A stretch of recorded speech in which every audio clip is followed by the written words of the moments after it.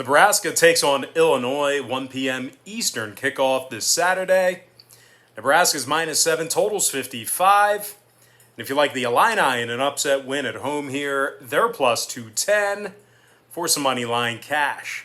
And following Thursday's sports wagering action, we're 8-1 in our last 9 Major League Baseball tier package picks on my BrockPage.com website. And the good news is we have another Major League Baseball tier package pick going off here this evening on Friday.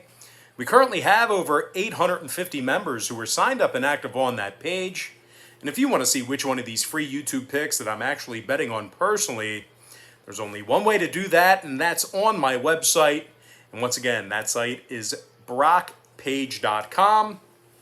Now, I'll tell you what, Illinois really struggled down the home stretch in the 2020 season. They lost their final 3 straight, and that included a 35-point loss to Penn State, where they gave up 56 total points to the Nittany Lions. And, of course, that was a Penn State team who literally ran the quarterback draw 30 to 40 times a game. They ran the same play over and over again. So not a lot of creativity out of Penn State. And as a matter of fact, the Illini defense allowed 28 points or more in 6 out of their 8 ball games last year. Meanwhile, offensively, they were held to 24 points or less 7 times during that abbreviated 8-game season. Quarterback Brandon Peters looks like he's going to get the starting nod at the helm against the Cornhuskers. He completed just 48% of his passes last year, along with only 3 touchdowns. As a matter of fact, the Fighting Illini threw for just 10 touchdown passes in 8 games last season for the entire year, and they averaged only 152 yards a game through the air. Now they're taking on a Nebraska club who did a real nice job of covering the number in the second half of the season in 2020. The Cornhuskers went 3-1 against the number in their final 4 contests, and that includes successful covers over the likes of Rutgers, Purdue, and Iowa. Meanwhile, offensively, quarterback Adrian Martinez, he completed 72% of his passes and rushed for over 520 yards on the ground. Meanwhile, defensively, defensive backs Cam Taylor-Britt and Miles Farmer, they led the secondary with a pair of interceptions apiece. This Cornhusker D held their opponents to 27 points or less in 6 out of their 8 contests last season. Now, total-wise, when it comes to the number in this one, last year's meeting between these two combatants did fly over the posted number. The Illini did see 3 out of their final 4 contests get over the total themselves last year, and that includes games against Penn State and Iowa. I'm going to go ahead and lean toward the Nebraska Cornhuskers -7 and the over 55. Next matchup, Uconn, Fresno State, 2 p.m. Eastern kickoff. Fresno State's -27.5, total 63 flat. Now the Bulldogs of Fresno State, they won 3 out of their final 5 contests of 2020, and those were victories over Utah State, UNLV, and Colorado State. In addition to those victories, the Bulldogs also successfully covered the point spread in 3 out of their final 5 ball games as well. Now, Fresno certainly had no problems putting points up on the board. They averaged 36 points a game in their final 5 contests of last year. Quarterback Jake Haener threw for over 2,000 yards in 6 games last season, and that's for an average of over 333 yards passing a game. Now, his favorite target, Jalen Cropper, he caught 37 balls for 520 yards and 5 scores. Meanwhile, rushing-wise, running back Ronnie Rivers, he carried the ball 100 times for 507 total yards and 7 touchdowns. And despite a handful of bad efforts by this Bulldog D, they did manage to hold Utah State and Colorado State to under 17 points respectively. Edge rusher Kwame Jones led the program in sacks. Meanwhile, defensive back Braylon Lux, he was the leading tackler with 30. Now they're taking on a Uconn program who hasn't played organized football since November of 2019. They finished the 2019 campaign with 4 straight losses to finish out the season. Just 1-9 straight up in their final 10 of that year as well.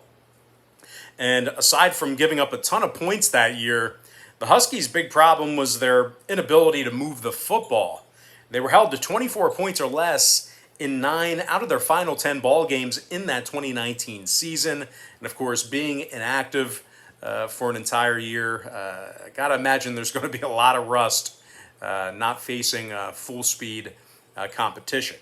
And of course, the Huskies, they have not yet fully committed to naming a starting quarterback for tomorrow. Keep in mind, they did throw only 14 touchdown passes in 2019 compared to 15 interceptions. Now, this Uconn O-line also allowed 33 total sacks in 2019 as well. This could be kind of an ugly game. Now, total-wise, I'm not sure the Huskies are going to have enough firepower to help put this one over. Meanwhile, Fresno saw contests with Utah State, Colorado State, and Hawaii State under the line in 2020 themselves. I'm going to lean toward the Fresno State Bulldogs minus 27.5 and the under 63 points. Next ball game, Hawaii UCLA, 3:30 p.m. Eastern Standard Time. UCLA is minus 18, total 68. Now, the Bruins scored a bunch of points in their abbreviated 2020 season last year. They averaged over 35 points a game and rushed for over 230 yards a game on the ground. Brenton Brown was the Bruins' second leading rusher last year with 543 yards, and he also averaged 6.6 yards a carry. Meanwhile, quarterback Dorian Thompson-Robinson, he rushed for 5.6 yards a carry himself, along with 3 scores on the ground. And when it comes to the aerial attack, tight end Greg Dulcich caught 5 touchdown passes and averaged 20 yards of reception. And despite being porous at times defensively, the Bruins did finish in the top 35 in the country in fewest rush yards allowed per game. Now, the Bruins held Arizona and Cal to just 10 points respectively in their victories over those programs last year. Stephen Blaylock and Jay Shaw, they each had a pair of interceptions apiece last season as well.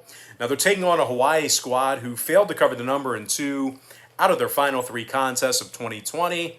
They also failed to cover in 5 out of their last 8 contests last year as well. Now, Hawaii had significant problems defensively, allowing 21 points or more in 7 out of their final 8 ball games. This Rainbow Warrior defense also gave up 212 yards a game on the ground. When it comes to the number in this one, the Warriors saw contests with Boise and New Mexico get over the posted number last year. Meanwhile, UCLA saw their final 2 contests of 2020 get over the total themselves. I'm going to lean toward the UCLA Bruins minus 18 and the over 68. Next ball game, not on our big screen, but it is going to be UTEP versus New Mexico State, and that's going to be a 9:30 p.m. Eastern start time. The UTEP Miners are minus 10 on the road, number 60. UTEP, lost their final 4 ball games last year. 39 points a game they allowed in those losses. The Miners allowed nearly 6.2 yards per play. Defensively, meanwhile, on the other side of the ball, offensively, they averaged just 23 points per game. Now, Gavin Hardison completed just 54% of his passes last year, and he threw for only 5 touchdowns. Meanwhile, defensively, UTEP accounted for just 2 interceptions all season long. They're taking on a New Mexico State program who actually beat UTEP in November of 2019 by the final of 44-35. And even though New Mexico State lost a slew of productive players since that 2019 victory, I'm just not sure UTEP has the horses to cover double digits on the road here. Now, total-wise, both offenses, they're not particularly prolific. Meanwhile, UTEP saw contests with Louisiana Tech, Louisiana Monroe, Abilene Christian, and Stephen F. Austin all stay under the number last year. I think they'll keep it close. I'm going to lean toward the New Mexico State Aggies plus 10 and the under 60 points. And with that, guys, we're going to jump into our next and final matchup.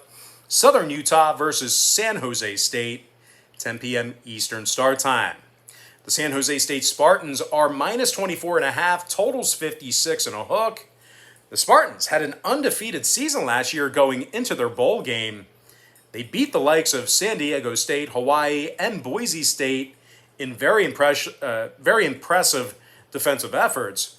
As a matter of fact, the Spartan defense held their opponents to 24 points or less in all of their scheduled games. Now, the Spartans allowed just 19 points a game on average for the entire season, and they finished in the top 25 in fewest rush yards allowed per contest. Linebacker Kyle Harmon led the team in tackles. He averaged just about double-digit tackles a game. Meanwhile, Cade Hall was an absolute beast on the D-line. He had 10 total sacks for the entire year last season as well. Meanwhile, offensively, San Jose State was certainly efficient enough to win a bunch of ball games. Top 25 in yards per play, top 20 in passing. Nick Starkel threw for 17 touchdown passes, and he averaged 272 passing yards a game. He's also got big tight end Derek Deese. That name sounds familiar. He averaged a dozen yards a catch along with 5 touchdown receptions last year. And total-wise, the Spartans saw their final 6 contests of the 2020 season stay under the line. I'm going to lean toward the San Jose State Spartans minus 24.5 and the under 56 and a hook.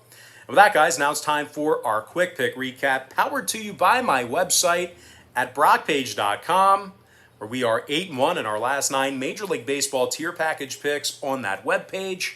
I like Nebraska minus 7 over 55. Fresno State minus 27.5 under 63. UCLA minus 18 over 68. I also like the New Mexico State Aggies plus 10 and the under 60. Before I give you my next and final free pick for the video, one final reminder that we are 8-1 in our last 9 Major League Baseball tier package picks on my website at brockpage.com. I'm going to lean toward the San Jose State Spartans minus 24.5 and the under 56 and a hook. And that, guys, now it's time for our shout out of the day. And that goes to Tyler Dorso, who said yesterday, "Thanks, Brock. Keep them coming hot." I'll tell you what, there's really nothing I can elaborate with that. I agree with you fully, and I'm going to keep doing my best to get you guys some winners. So thank you, Tyler, for the positive comment on YouTube. With that, guys, that's going to do it for me. Don't forget to check me out on my premium pick website. Now, if you guys do end up getting a membership here today on brockpage.com, just keep in mind you're going to get billed the day you sign up and then the first of every month following that. So if you do end up getting a membership here today, you're going to get access to that content through the end of August, and then you're going to get billed again on September 1st. I always tell folks the earlier in the month you sign up, the better. But anyway, guys, most importantly, got to thank you for joining me right here on YouTube. I really hope you enjoyed all this great free content, all this great free information. And with that said, guys, happy Friday to you. Best of luck to you. And I look forward to seeing you later on today on my website at brockpage.com.